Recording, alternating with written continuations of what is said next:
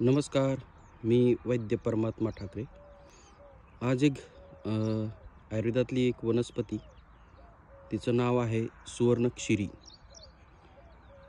हे बघा, या वनस्पतीचं नाव सुवर्ण म्हणजे याच्यामध्ये सोन्यासारखे पिवळे असे फुलं असतात आणि क्षिरी तोडल्याच्या नंतर याच्यामधनं एक दूध निघतं, म्हणजे एक क्षीर वर्गातली ही वनस्पती आहे। आणि याची ओळख जर बघत असेल तिला काटे असतात। ज्याही वनस्पतीला काटे असतात त्या वनस्पतीचं एक वैशिष्ट्य म्हणजे ती भेदन करणारी असते।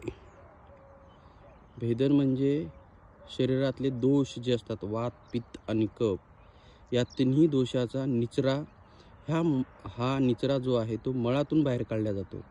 म्हणजे मल आहे, मूत्र आहे किंवा स्वेद आहे, या तिन्ही दोषातनं शरीरातले शरीरासाठी जो अहितकारक मल असतो तो बाहेर काढण्याचं काम या वनस्पतीच्या माध्यमातून होतं।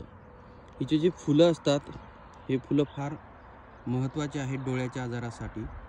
ज्या रुग्णांना डोळे लाल होणं, डोळ्यावर वारंवार पडदा येणं किंवा वेदना होणं किंवा पाणी गळणं असे लक्षणं जर मिळत असतील तर निश्चितच या वनस्पतीचा खूप चांगला डोळ्याच्या विकारासाठी फायदा होतो।